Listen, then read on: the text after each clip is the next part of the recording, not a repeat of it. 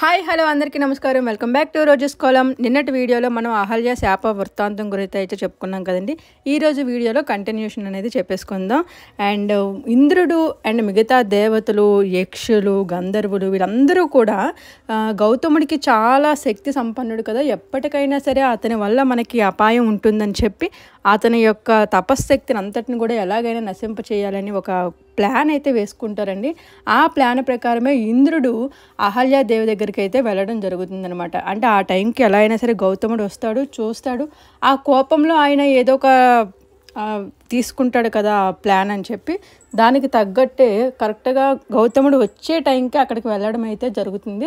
అనుకున్నట్లుగానే గౌతముడు లోపల ఏం జరిగినా జరగకపోయినా ఆయన అక్కడ అహల్యతో పాటు ఇంద్రుడిని చూసేసరికి ఆయనకి పట్టరాని కోపం వస్తుందన్నమాట. సో అందుకని అహల్యాదేవిని అండ్ ఇంద్రుడిని ఇద్దరిని కూడా శపించేస్తాడు. అహల్యాదేవిని బూడిద విగ్రహంలాగా అలానే ఉండమంటాడు. మళ్ళీ దశరథ మహారాజు కుమారుడు శ్రీరాముడు వచ్చే వరకు కూడా అలానే ఉండమంటాడు అనమాట. సో ఇంకా ఇంద్రుడికి వచ్చేసరికి వృషణాలు రాలిపోవాలని చెప్పి అయితే శపించడం జరుగుతుందండి. సో తర్వాత వీళ్ళిద్దరిని ఇలా శపించడం వలన అనుకున్నట్లుగానే గౌతమ మహర్షి యొక్క తపశ్శక్తి మొత్తం కూడా కోల్పోతాడు. సో తిరిగి దాన్ని మళ్ళీ సంపాదించుకోవడానికి కోసం ఆయన మళ్ళీ హిమాలయాలకు వెళ్ళి తపస్సు చేసుకోవాలి అనుకుంటాడనమాట.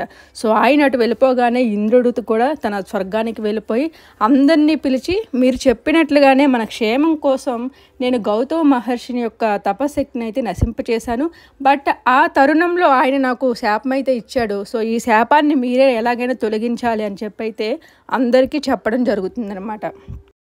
సో దేవతలందరూ కూడా బాగా ఆలోచించి ఇంద్రుడికి గొర్రె యొక్క విషణాలు అయితే పెట్టాలి అని అనుకుంటారండి. సో ఆ కోరికనే వాళ్ళ పితృదేవతలకు కూడా చెప్తే వాళ్ళు కూడా ఆ కోరికను మన్నించి ఇంద్రుడికి గొర్రె విషణాలను పెట్టడానికి అయితే అంగీకారం తెలుపుతారనమాట. సో ఇప్పుడు మన డాక్టర్స్ మన కిడ్నీలు ఇవన్నీ ఎలా మారుస్తున్నారో అలా అనమాట వృషణాలు, గొర్రె యొక్క వృషణాలు తీసి ఇంద్రుడికి పెట్టడం అయితే జరిగింది. అంటే కొత్తగా ఇప్పుడు ఏదో ఈ అవయవాల మార్పిడి జరిగింది కాదండి, అప్పట్లో కూడా చేశారనమాట. చూడండి మన పూర్వీకులు ఎంత తెలివైన వాళ్ళు. ఆ కాలంలోనే ఈ అవయవాల మార్పిడి అనేది జరగడం అయితే జరిగిందనమాట. సో ఆ విధంగా ఇంద్రుడికి గొర్రె వృషణాలు అయితే రావడం జరిగింది. సో ఇదంతా కూడా విశ్వామిత్రుడు గౌతమ మహర్షికి చెప్తున్నాడు అనమాట ఆశ్రమంలో. అదే టైంలో వీళ్ళందరూ వచ్చారని తెలుసుకొని గౌతమ మహర్షి కూడా అక్కడికి రావడం అయితే జరుగుతుంది. సో గౌతమ మహర్షి సమక్షంలోనే విశ్వామిత్రుడు రాముణ్ణి అహల్యకి శాప విమోచనం కలిగించమని అయితే చెప్పడం జరుగుతుంది అనమాట.